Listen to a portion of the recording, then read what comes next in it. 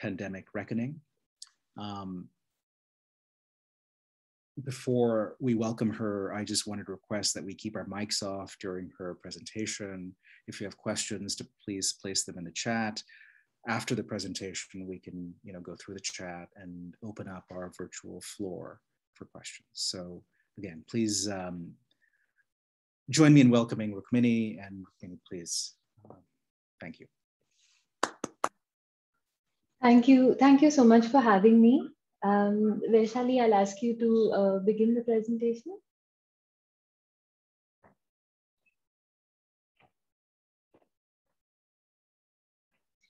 So it's great to speak to this community again. The last time we met was in early December, and that was in many ways a strange moment in the pandemic for India.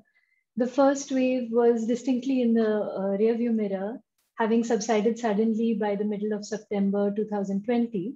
So when we spoke on December 3rd last year, India had not yet seen its 10 millionth officially confirmed case and had not yet seen 140,000 deaths. The narrative was that India had successfully seen off the virus without as much devastation as had been feared. The naysayers had got it all wrong, and India was doing much better than the developed world. This state of affairs continued into January and February of this year. And in January 2021, Prime Minister Narendra Modi stood before the World Economic Forum at Davos and gave a speech which reflected the triumphalism that was being displayed at home. Next slide, please. In his speech, he spoke about how there had been fears about the numbers in India, but most of these fears had proven unfounded. There was a definite sense of India being a world leader that was going to show other countries the way out of it. The part, and this is a direct quote from his speech, the part that I've ended, he says that this country has saved humanity from a big disaster by containing Corona effectively. This was in January of this year. Exactly 10 days later, numbers began to rise in India. Next slide, please. From the middle of April until the middle of May, India saw over 300,000 new confirmed cases every day and over 3,000 officially reported deaths for nearly 2 months. These, however, are officially reported numbers only, and we'll talk in a minute about why that's important. Next slide, please. April 29th of this year was one of the worst ever days of the country's experience of the pandemic. India reported over 250,000 new COVID cases and over 3,000 deaths. And there was worse to come in the days ahead. The second wave hadn't even peaked yet. And that very day, the capital city of Delhi was virtually out of place to cremate the COVID dead. The bodies just kept coming in. Next slide, please. That morning, India's then Health Minister, Harshvardhan, visited a COVID hospital in Delhi. In over a year of leading the country's pandemic response, the former minister, we now have a new health minister, had addressed hardly any press conferences, much like Modi, who well into his second term has never held a press conference or even given an interview to anyone but the most friendly of Indian media. But in a statement delivered to the media after his visit, which you can see there, screenshot from the government's website, Mr. Harshvardhan's main point was one that has been central to the Modi government's messaging around the pandemic. While every death is sad, the minister said, India had one of the lowest mortality rates in the world. Since the beginning of the pandemic, the Modi-led BJP government has sought to argue that India handled the pandemic better than most countries, and that this is evidenced by its low COVID mortality rate. This was the very number at the heart of the triumphalism that was on display in Modi's now infamous World Economic Forum speech. Next slide, please. The data point at the heart of this contention is the case fatality rate, which is the share of reported deaths from COVID proportionate to reported cases, which is substantially lower in India than in most other countries, particularly in richer, more developed countries.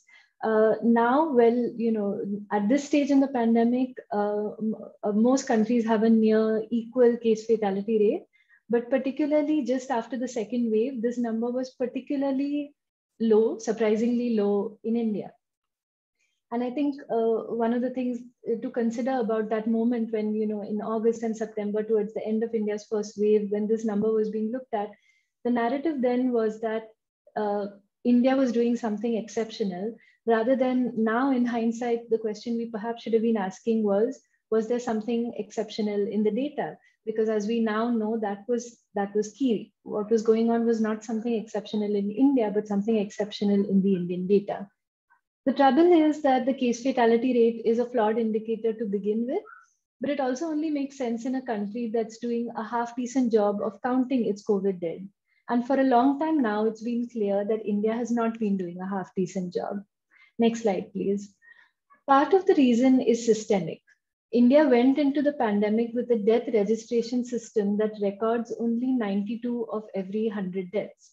But this is uneven across the country. In Bihar, which is the first blue line that you see from the left, a state with 123 million people, just half of all deaths are registered. A third of all people who died, all India, received no medical attention at all after their deaths. And 4 out of 5 deaths are not medically certified, meaning that the cause of death is just not medically established. All of this meant that India misses counting many COVID deaths, just as it undercounts deaths from all other diseases. It vastly undercounts deaths from tuberculosis, from malaria, from dengue. But some of the problems were new and exclusive to the pandemic.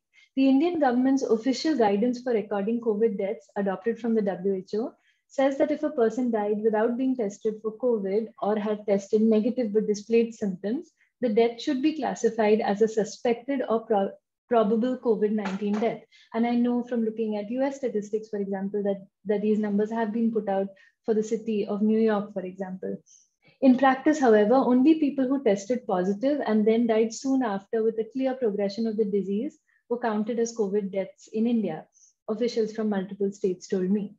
Most states had also constituted the dystopian sounding state level death audit committees, which examined all death certificates and then that mentioned COVID, then applied further filters and then determined which of these counted as COVID.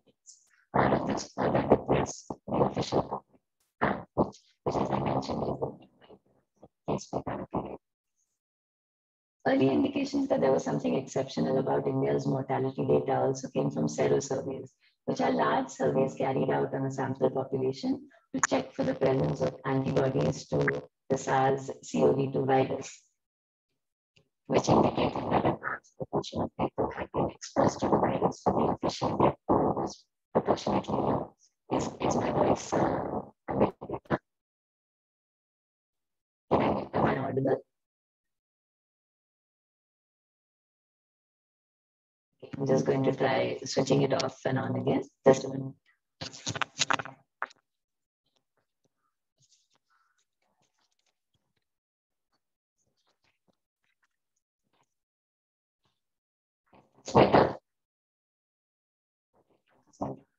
Hi guys, just give us a minute. We'll figure this out. Excellent. Computer, just give me 1 minute. I'll just I'm clearly audible? Okay, thank you. So early indications that there was something exceptional about India's mortality data also came from these large serosurveys, which were sort of testing a sample population for the presence of antibodies. And they found that there had been wide exposure to the virus, but the number of deaths was not proportional to what we were seeing in the serosurvey data. It indicated again that the official death toll was disproportionately low. And then the second wave hit India. Next slide, please. In April and May 2021, Indian Twitter appeared to have turned into one massive helpline, trying to get someone's father or wife or hospital bed. New cases rose at an astonishing pace, and for well over a month, India reported over 3,000 deaths officially every day. Meanwhile, intrepid reporters fanned out across the country, reporting a spate of mysterious fever deaths in rural India where people were going untested, untreated, and ultimately uncountable.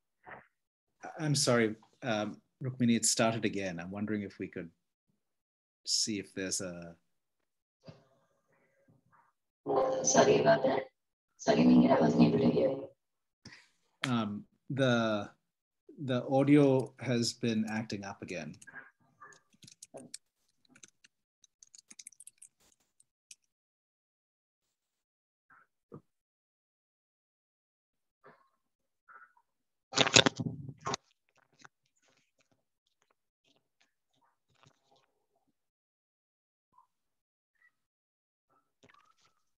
Boom. I had left the earphones still on. Yes. So as I said, reporters fanned out across rural India and found that there were large numbers of so-called mysterious fever deaths, where people were going simply untested, untreated, uncounted. And journalists and regular citizens, even in cities, began to be openly skeptical about what they were seeing and even disdainful of the official numbers, just based on what they were seeing with their own eyes in their own communities. The virus, its logic, waves, vaccinations, mitigation, variants, in some form, every country has had similar conversations. But what I want to talk about today is not the numbers as they appear on a dashboard. What I want to talk about is what the data, both its presence and its absence, has meant for the health of Indian democracy. India's data deficits have, in a way, India's data deficits and its democratic deficits have been laid bare during the pandemic. The sheer scale of the second wave in particular left no place for anyone or anything to hide anymore. But not all of these deficits are new. As I said, India went into the pandemic with an underpowered surveillance and death registration system. Being as heterogeneous as it is, including in terms of state capacity, also means that regions within the country that are better able to tackle health crises might also be able to better report numbers, which creates a skewed sense in public perception of areas that are doing better or worse. So overall, what we ended up having is one, a lack of adequate aggregation and public sharing of data by the government, which I'll talk about in a minute, and two, clear undercounts in other cases, particularly of death reporting, which I'll also talk about. Additionally, we had a situation where data was at times misrepresented in the interests of propaganda. Next slide, please. India began rolling out vaccines in January 2021. And I should, preface this by saying that, all of the data and my own opinion are strongly behind the effectiveness and efficacy of vaccines, and that's not the point I'm going to make here. You'll see the point shortly. At a press conference in the second half of April, when concerns were rising about the Delta variant and about rising numbers, Dr. Balram Bhargav, the Director General of India's Indian Council for Medical Research, that has led all of the work on testing and on vaccines, presented data at a press conference that he said showed that vaccine effectiveness was nearly 100%, which is something that even vaccine manufacturers don't claim. The minute I saw this, I knew that there was absolutely no way that the government of India had tracked every single person who had received a vaccine to figure out if they had subsequently tested positive or not. So what I found was this: the government had not been able to track everyone. The government had, in a handful of cases, been able to collect data on whether a person testing positive had been previously vaccinated or not. Using that handful of cases as the numerator, but all people who had been vaccinated as the denominator, they produced this number that was aimed to bolster belief in their vaccine's effectiveness. But by misrepresenting the data, they actually ended up raising questions about something that had been quite well established scientifically and contributed to a trust deficit. Ultimately, the data we were looking for came from the UK, where the majority of people had been vaccinated with AstraZeneca, as in India. I'm going to talk about three areas where government data was either deficient or absent or not made available, and how Indian citizens stepped into the gap. But while you're listening to these examples, I want you to keep at the back of your mind that I don't present these as uncritical, feel-good, positive stories of citizens bootstrapping their way to solutions. And I'll get to why that is at the end of this. Next slide, please. So here's something that a lot of people don't know. Even now, 22 months in, India has no official website for detailed historical disaggregated COVID data. These aren't buzzwords. What I mean is that data for yesterday and not just today, data for Mumbai and not just the whole state that Mumbai is not available. That's what I mean by historical and disaggregated data. And this isn't some pie in the sky wish list. This data exists, but it hasn't been put together or shared by the government. The biggest problem that we have had in India for health surveillance data right from the beginning of the pandemic is a lack of uniformity. From the beginning of the pandemic until now, each of India's 36 states and union territories and multiple cities and districts share share new updates of COVID data in their own format. These range from dashboards in states like Kerala that have the capacity to put that forward to PDFs to images that are shared on WhatsApp groups of journalists and not publicly to mayors sharing data on their Facebook pages. There were no national guidelines on a fixed reporting format, and so states have done as best as they can and whatever they have wanted to. There is also no rule on how granular the data needs to be, how frequently it needs to be updated. In the first few months of 2020, a group of young Indian volunteers came together on the Telegram app and began to collate all of these disparate streams of data. They then standardized this reporting structure, they built a GitHub repository, and finally a front-end dashboard as well as an API for the data. This website, covid19india.org, has been run for 22 months by this group now on a no-cost basis, completely anonymously. They have declined all recognition and money in the interests of being purely public-spirited. covid19india.org is now India's only official, quote-unquote, official source of disaggregated COVID data. The reason I call it official is because all the sources in it are official, even though the website is unofficial. The government's own website does not have historical data, does not have subnational data, does not have an API. This group is truly inspiring, but how long can such citizen-led initiatives sustain themselves? A lot of the data entry and checks and balances are still manual, and the group, because of the issue of PDFs and images, the group is now completely burnt out and they are winding up operations by the end of this month. Even then, the government did not step into the fray to finally take over this core function from a ragtag group of volunteers. So I am now involved in another effort of volunteers to take the baton from them. But how long will our new group sustain itself? I can't say. Next slide, please. The second initiative is hyperlocal, and it's a case of citizens generating their own data to perform a watchdog function. Dr. Arun N. Madhavan is a doctor of internal medicine who runs a small clinic in Palakkad in the southern Indian state of Kerala. As with elsewhere in the country, it was evident to Dr. Madhavan and his friends and colleagues who he'd speak to that the official death toll did not seem to reflect what they were seeing on the ground. When I spoke to him on the phone one day, he told me that there had been 3 deaths of his own patients, but in other hospitals from COVID, but none of their names had made it to the official state bulletin.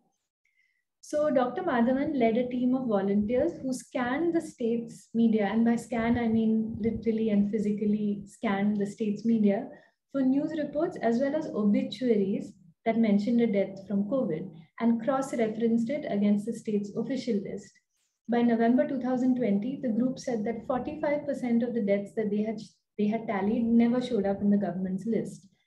But by early 2021, the group had to stop their watchdog work because the media had moved on and had stopped publishing local news about COVID or detailed obituaries, as Dr. Madhavan told me. So again, a truly novel initiative, but again, questions about sustainability. Next slide, please. The last initiative I'd like to talk about is something I was involved in, and here the job was a more traditional journalistic role, which was to out data that existed but wasn't being shared with the public. During India's second wave, as I mentioned, journalists who knew their cities well began to push back against the official death tolls that were clearly understating the devastation that they were seeing on the ground.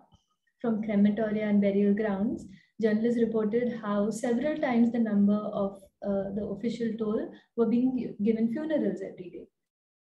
So one way of approaching the true toll from COVID is to look at deaths from all causes during the pandemic and note if there is an increase from the usual. If a significant number of excess deaths are reported, they could point to missed or uncounted COVID deaths. This is particularly useful in countries that are not able to fully capture deaths from disease or cause of death. This is a system that has also been used in the UK, in South Africa, in Peru, to gain a better understanding of missed COVID deaths. While India collects all-cause mortality data every day, it is not publicly available and is typically released in a government report 2 years later. Next slide, please. So after talking to journalists and other people who were working in other countries on excess mortality data, I started to look at whether this could be done for Indian cities and states. I first did this for the city of Chennai, where I live, and I could do this thanks to an anonymous Twitter user who scraped every single death certificate from the municipal corporation's website and put the data in a publicly available for anybody to check on GitHub. Again, the point I want to make about data existing but not being made in not being shared in a usable format. For every single day, Chennai Municipal Corporation uploads every single death certificate. Of course, this raises questions about privacy because every death certificate is publicly available. But they don't give you counts. So you don't know how many deaths were registered on that day. You only have a unnumbered list of all the death certificates for that day, which is why you need someone to scrape it and put out those numbers. And what I found, this was predated the second wave. I found an increase in all-cause deaths in the second half of 2020, which could not really be explained in any other way. Subsequently, we've had better data for Chennai, which does show this increase. Next slide, please. I then developed sources in 3 Indian states: Madhya Pradesh, a large poor state in central India; Andhra Pradesh, a state with relatively middling income in southern India; and Tamil Nadu, the state that I am in, which is a relatively prosperous state also in the south. The numbers for Madhya Pradesh in particular, which you see over there, were particularly shocking. They showed that as the second wave surged through the state, deaths from all causes leapt to 5 times their usual value in the state in May 2021.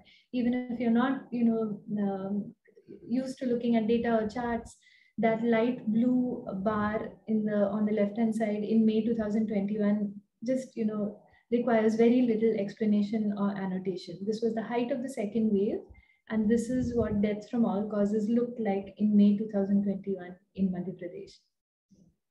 On the right, what you'll see is the state's excess mortality up to May 2021 compared to the official COVID toll.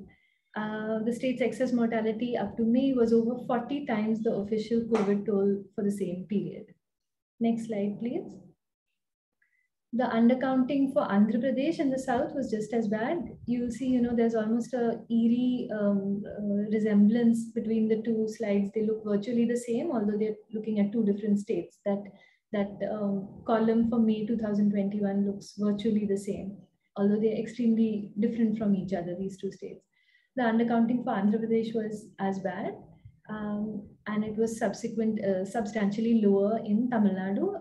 Subsequent reports by other journalists, primarily led by the Hindu newspaper, which has gone virtually state by state using the same method and accessing all-cause mortality data, comparing it with past years, has shown that there is significant undercounting, particularly in poorer states, and relatively low undercounting in more developed states. This again, raises some questions about the incentives we create around data reporting. When states reported high COVID numbers, the response was usually to describe them as failures. They had failed to contain the virus properly. They were reporting high numbers of deaths. But in hindsight, what we find is that perhaps what they were doing was a better job of accurately reporting numbers, accurately capturing deaths and reporting numbers. So what we end up seeing is that the undercount factor is far lower for richer states that were reporting higher numbers, while this undercount is high for poorer states. So again, the wrong question was being asked through most of the pandemic, which is why have poorer states escaped the virus so well? The question really should have been asked is, why are the administrative systems in poorer states not able to capture the data well? That, as we now know, is what was happening. All of this reporting has allowed scholars to come up with national estimates of the possible real toll from COVID, which, depending on the measures used and the paper, we have at least 3 good preprints right now, is in the range of 4 to 6 million COVID deaths. If you recall Modi's speech that I showed at the start, he was sort of ridiculing people who had projected deaths of 2 million people at the time. And now we know that the best estimates would talk about 4 to 6 million deaths from COVID. So where does all of this leave us now? We are now at a moment where people are beginning to think of the lessons from the pandemic for the future. India has a lot to think about in terms of the shortfall in its health infrastructure and state capacity over the last year, and how it can amp this up for the future, whether it can. But I think it should also be a moment to think about what the last year has shown us about India's democratic deficits and what direction this could go in. One, when citizens come together to take on a role that in almost every country the government is doing, as was the case with the COVID-19india.org collective, or with the group that I will now be part of now, does it strengthen or weaken democracy? If this group had not come together, our understanding of the pandemic would have suffered. But would it have created more democratic pressure on the elected government to put out this data themselves? I've had a senior government functionary who leads a data platform tell me that the government would not take on the baton from the COVID-19india.org people because the government should not provide all data. It's better if some data is independent, is what he told me. Sure, but how much of co-government functioning are we ceding by allowing for something as basic as COVID data to be put out by a volunteer organization? And how much longer will Indians keep bootstrapping solutions? From rigging up oxygen cylinders themselves during the worst ravages of the second wave to creating sophisticated data repositories and dashboards, at what point does this initiative, which has been forced on citizens, start being taken for granted? 2, is whistleblowing still able to produce the impact that it's traditionally meant to, which is to force the government's hand? All of our excess mortality reporting, the 3 articles that I showed you that I did and the multiple articles that the Hindu newspaper did, had essentially no impact on the government. There were some op-eds from government surrogates who tried to argue that what we were seeing was an improvement in death registration rather than a secular increase in deaths. But this is something that our reporting had already shown was not the case. Beyond this, there was some muted pushback when I used another data set, which typically looks at deaths in rural India. The government put out what they call fact check, fact versus myth on the government website, which aimed to show that that the numbers did not represent the full picture, and they would release all cause mortality data in some years and all would be clear then. But all of this has not been able to force the government's hand. What we've also not been able to force is any further engagement with the media. We've not been able to force a press conference. We've not been able to force an interview with any of the journalists who've been covering the pandemic on the ground. Finally, next slide, please. Finally, in India, I think we need to think about what happens when trust in statistics breaks down. And I'm going to use this opportunity for a subtle plug for my book that comes out later in the year. Although I am no fan of both sidesism for the sake of it, there are questions to be asked here about trust breaking down on both sides. And as I see it, what's happened is this. Supporters of the government now believe that Indian statistics don't capture the true face of new India. They don't capture the high spending that they believe is going on. They don't capture the high rate of job creation that they believe is going on. So that is the pushback against official statistics from supporters of the government. From critics of the government, there is sometimes a blanket and sort of overarching suspicion of everything that the government does, to the point that statistical systems that were established, post-independence and that have follow international standards, even those are being called into question if the numbers they produce seem to show the government in a positive light. Rather than consider which side is right or wrong, and it's not an either or. There are elements when you get into the numbers, you get a better sense of what exactly in the numbers is right or wrong, and that's a bit of what I try to do in the book, which is let's be skeptical about numbers, but let's see where that skepticism comes from. Let's see exactly what the numbers miss and not have a sort of blanket suspicion of numbers. But the broader issue for democracy to consider is what happens when people's trust in the numbers breaks down, either from believing that the statistical system is stacked against the government that they support and is not capturing all the great things that the government does, or from believing that the statistical system is manipulated, fudged, lying, all of that. One of the questions that I get asked most often as a data journalist is, you believe in statistics? Aren't they all just manipulated? Isn't the government just lying all the time? And I have come to the conclusion that the larger problems with Indian statistics are lack of capacity, sometimes lack of application of mind in terms of asking the right questions, lack of context, lack of representation, and sometimes not covering the universe that they should be covering. But actual manipulation is rare, and even people within the reason I believe this is because people within the system who are suspicious or wary of the government, they too make this argument that manipulating numbers wholesale and fudging them, which is a favorite Indian suspicion about official numbers, is rare. What unfortunately has started happening now, which is the sort of democratic deficit I've been talking about, is a sort of acceptance or forced acceptance in the media and in the general public for difficult numbers to either not be shared or to be suppressed.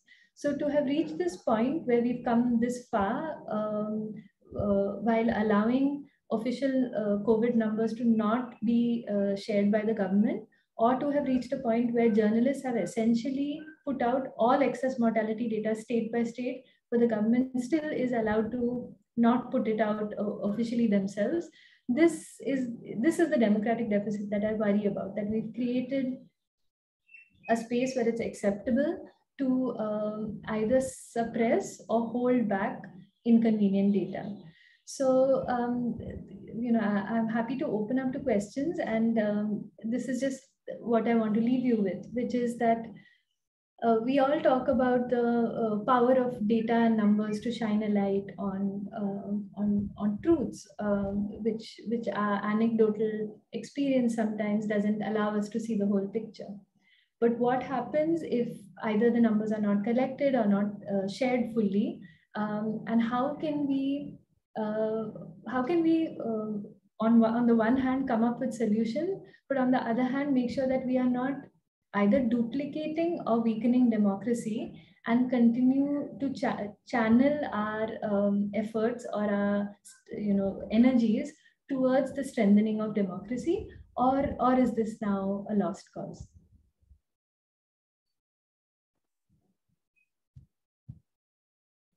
Over to you, Mihir. Okay, well, thank you so much, Rukmini. That was a fabulous presentation. And I'm sure questions. So let's open it up to the floor. Is there anyone who has a question to ask? Please go ahead.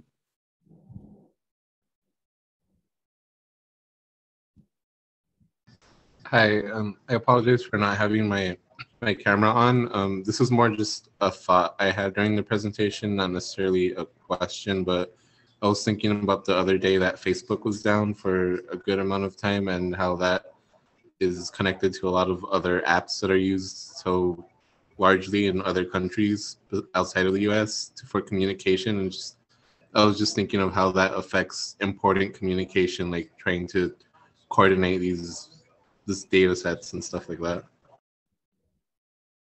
No, that's a great point. That's a really good point, and also speaks to how tenuous all of this is. I mean,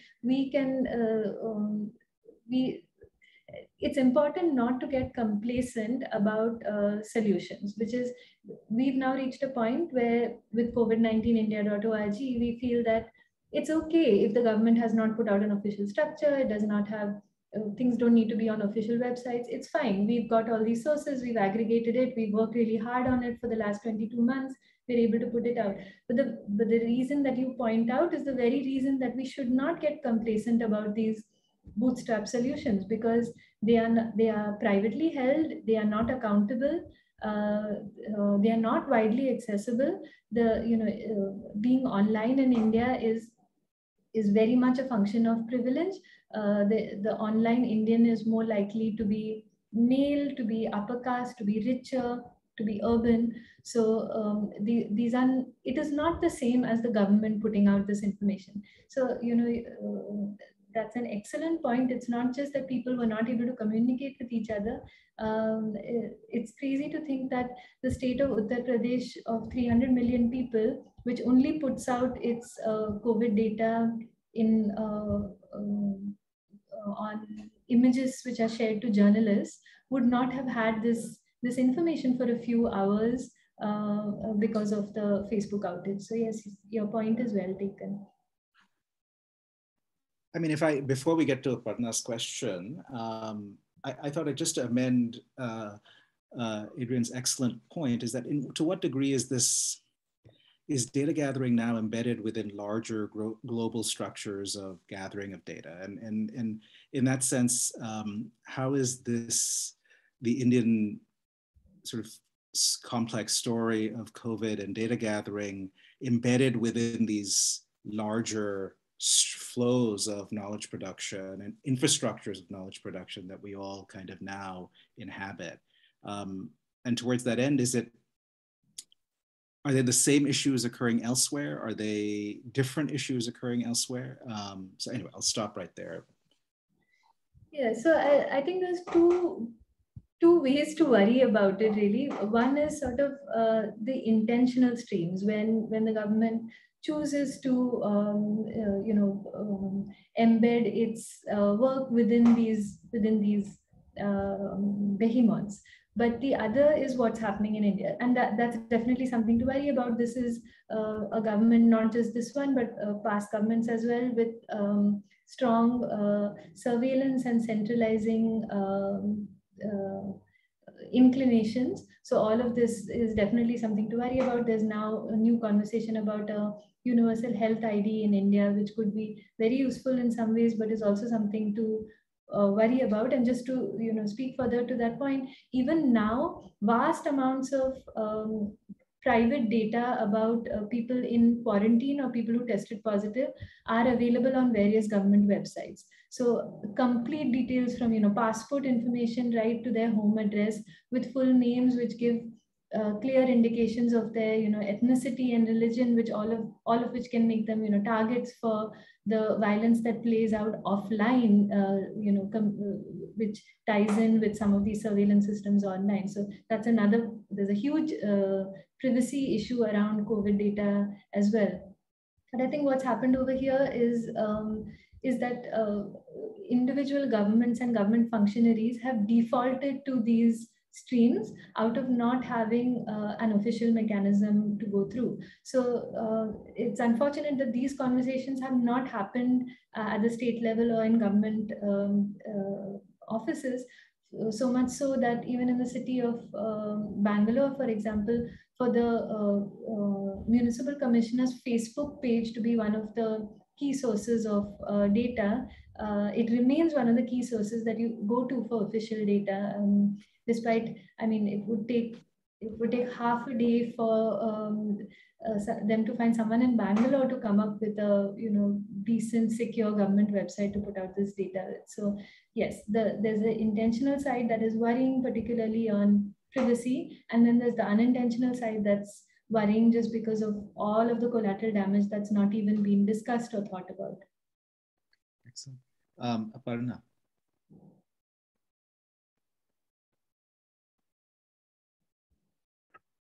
Yeah, hi. Rukmini, my name is Rajesh. I'm Aparna's husband. And so I just wanted to first thank you for, presenting all of this data. So one of the things that, of course, we have also been following, although we are very removed from, being back in India, of course, and you are seeing the ground reality there. One of the things that, I work extensively in data engineering. So one of the things that we do is also build these models that allows for us to build a picture of how things could be. It's fairly stochastic, but have you, given your background, have you actually looked at, let's say, take the example of Kerala, because I come from Kerala. And so it's a state, as you've kind of reflected in your presentation, which unfortunately got penalized for extensive testing and so on and so forth. Have you, looked at a model where possibly you can use Kerala as a benchmarking state? Of course, variables, there are a lot of variables because each state's infrastructure and their conditions there might be quite different. But have you still engaged in some kind of model possibly that tells you that where we can look at, had every state reported it the way Kerala did, where would we stand? Is that something you've actually, something that you've considered or done? But unfortunately, I know you can't publish any of those things because we live in a world where when you do these type of things, you have to also always deal with, the people that call it out as fake. So just wanted to ask you that question. Thank you for that. Right from the beginning, there's actually been there's been a fair variety of models to look at and consider, and of course these have, the models are models for whom that matters too. So Kerala could be a model for other states with similar capacities, but there are also models of smaller states who've done it well. So actually one of the states that's done the best job of data sharing, and by best I mean that they provide demographic variables which are so important for our understanding of the pandemic, is the northeastern state of Nagaland. And they've done it entirely in-house, unlike Kerala, which has the luxury, which some other states do as well, of a large committed, highly digitally literate volunteer core who's willing to come forward to do things like populate war rooms and help with creating dashboards. Nagaland did it entirely in-house within their government. Just did a very good job of deciding to integrate all of their data streams and share all of this data on the age and gender profile of the age and sex of both cases and deaths. So another state that did a very good job of this is Karnataka. They had a impressive breakdown, especially in the early days when it was important to figure out if more cases were coming from inbound travelers or from international or domestic travelers. Was it migrants? Was it spreading among households, communities? Figuring all of that out, Karnataka did a really good job of it. And so I think one part is figuring out which state is doing a good job and for whom it is a good model. But the harder part seems to be coming to terms with sharing it. So Kerala is one of the states that's taken a bit of a step backwards in terms of its data sharing. All of the variables and information that was available about deaths, they actually now share less than they did early into the pandemic. And it's not only a case of being overwhelmed with numbers. Karnataka is another state that's moved all of its essential data into a closed WhatsApp group of journalists. While Nagaland remains fully online and fully on the government website, not on some odd Twitter handle. So I'd say there's two of these things: the models for states to consider, and a model of sharing. And your point about pushback as well is well taken, and it's difficult to it needs a truly changed way of responding to numbers if we're going to stop penalizing states for doing a better job of reporting this. And why I say this needs an entire attitudinal change is because this isn't about health alone. This is how we react to crime numbers as well. When India's crime numbers come out, every year, the state that reports the highest numbers is criticized as being the headline will be Kerala most unsafe for women. That's typically what the headline is. While you know that if you compare it with,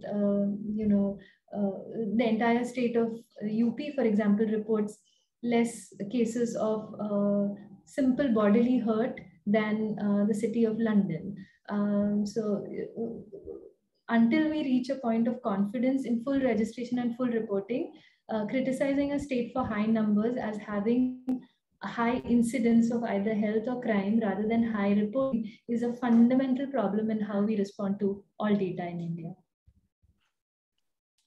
I believe there was a question in the chat, and if there are other questions, please let's ask them now. How do the deaths of women compare with deaths of men? Does that indicate lesser treatment of one gender over the other? Thank you for that question. Thanks very much for it. And it's something that I have looked at. So globally and in India as well, the virus has done two things. It has tended to affect men more, both in terms of severe disease and in terms of death. And that does appear to be the sort of clinical progression of the disease in India as well. However, there is good reason to believe that women are being missed on a number of counts. For one, we know from testing data that women were slightly more positive to test positive than they were to be tested, while it was the opposite direction for men. So first of all, we know that there is a slight disadvantage to women in terms of being tested. Secondly, we know from historical data on disease that women are less likely to quote unquote access healthcare, which means their family decisions around spending or around simply going to a health center prohibit or restrict many women from accessing health. In Delhi, the biggest hospital, AIMS, there was a study done about 5 years ago which looked at all outpatient visits after having removed OBGYN cases. So this was, cases in which men and women should have equally been represented in OPD visits. And they found that 1.6 men came in for OPD visits for every one woman, which means that women were far less likely to make it access healthcare. Then there are questions about spending. Again, we know from past data that household decisions prioritize spending on healthcare for men. And finally, again, we know from past data on death registration is that women are underrepresented in official death registrations. Fewer women are registered in the deaths than we know through other estimates die. So there's again reason to worry about whether the official COVID death count misses women's deaths for all of these reasons as well. So, a great point, and definitely something that a broad survey, a population level survey would potentially uncover. In fact, the sero surveys did show this, that the share of testing, the exposure to the virus was higher for women than for men in many cities, including in some sero surveys in Mumbai, Delhi, and Chennai. And given that we now know that there are potentially long-term effects even from asymptomatic disease, this is a definite reason to worry about sort of silent infections in women in India. Vaishali had a question in the chat about if the trust has been broken between the Indian citizens and the Indian government, what are the steps forward to mend it? And I guess I would add to that, if it's a loss of trust in faith, or is it a loss of trust in government? Loss of trust in numbers or loss of trust in government? Because I think there's similar issues that one could say about the US as well. No, that's a great point. And I think, my answer would take both of your questions together, which is that I do think that both faith and lack of faith in government in numbers is underpinned by political views. This is something that I know is clearly demonstrated in the US, and I get this sense in India as well. So responses to numbers, whether past unemployment data or current COVID data, is very much circumscribed by political belief. I do think that the one area of separation, however, is that belief in the independence of institutions is eroding, and eroding with good reason. So this is where institutions, statistics, and the government come in. India's National Sample Survey is a sort of a venerable post-independence Nehruvian organization, sorry, pre-independence, but strongly associated with Nehru. It was a model for a lot of the developing world. India was one of the first countries to conduct household surveys, and in the 60s, it was common for visiting leaders to want to go and see the NSSO. It was like the equivalent of wanting to see NASA. You wanted to see this amazing institution that this developing country had been able to build, that was the envy of the world.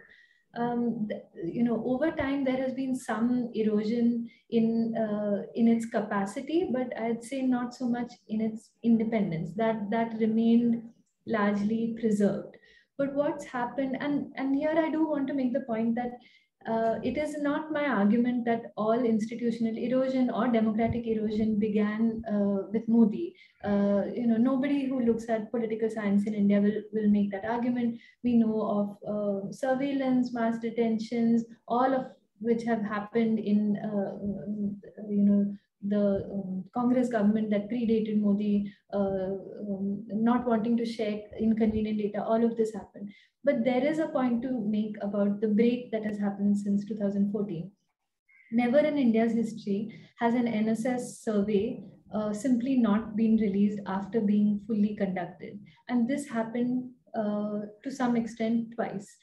First, towards the end of Modi's first term, it became clear that an unemployment survey that had been conducted showed that that India was going through its highest unemployment in 45 years.